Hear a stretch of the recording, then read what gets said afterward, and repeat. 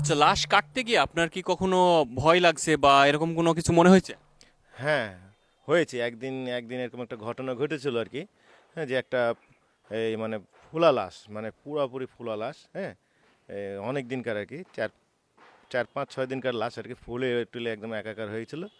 তো আমি, আমার বড়দা আর আমি মিলে ঘরে ঢুকালাম লাশটাকে। ঢুকানোর পরে লাশটা পোস্টমর্টম করলো আমার বড়দা। বড়দা পোস্টমর্টম করার পরে আমাকে সেলাই করতে দিল লাশটাকে, হ্যাঁ? যে তুই সেলাই কর, আমি একটু বাইরে যাচ্ছি, হ্যাঁ? তো আমি সেলাই করতে শুরু করেছি।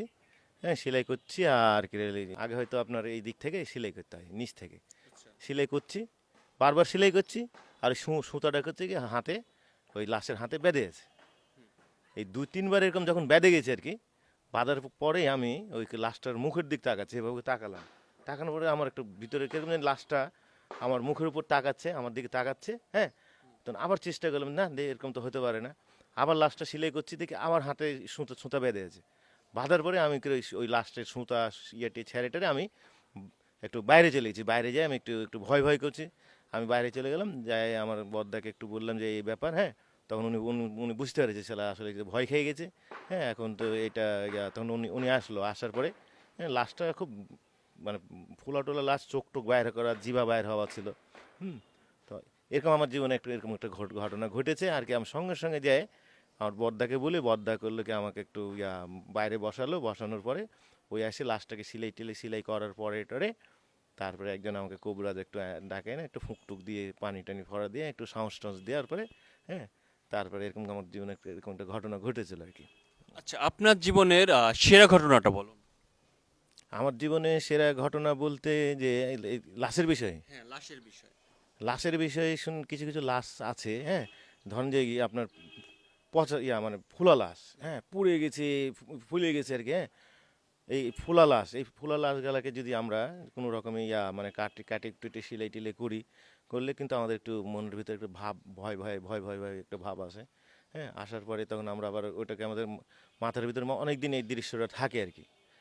থাকে আবার এমন হতে পারে অনেক লাশের ভিতরে কাজ করছি, কাজ করতে করতে মনে হচ্ছে একটা লাশ হয়তো ঘুরে গেল, বা তার হাতটা হচ্ছে হচ্ছে এরকম মনের ভিতর হয়। তখন আমরা করি কি, লাশের ঘর থেকে একটু বাইরে হয়ে যাই, একটু রিল্যাক্স হই, অন্য জায়গাতে একটু যাই বসি, বসে থেকে একটু করে আরও আমাদের কয়েকজন ছেলেপেলেকে নিয়ে আরও ৪-৫ জন ছেলেপেলে করে করলে একটু সাহস থাকে, ওই একটা করলে এরকম করে, তাহলে ওই ওই ভয়টা আসে। কিন্তু একা যদি কেউ করে তাহলে কিন্তু একটু ভয়ে থাকবে একটা। একা একটা ঘরে যদি একটা লাশকে, আরও ৩-৪টা লাশ আছে, আর লাশগুলো তো চোখ টোক ফুলে যায়, পচা লাশ, হ্যাঁ, চোখ মুখ বাইরে যায়, জীবাণু মতন বাইরে, মানে আকর্ষণটাই অন্যরকম আর কি। সেই জন্যে আমাদের ২-৪ জন লোকজন থাকে, হ্যাঁ, এবং আমার এরকম ঘটনা ঘটেছে যে মনে হচ্ছে লাশটা ঘুরে গেছে আর কি।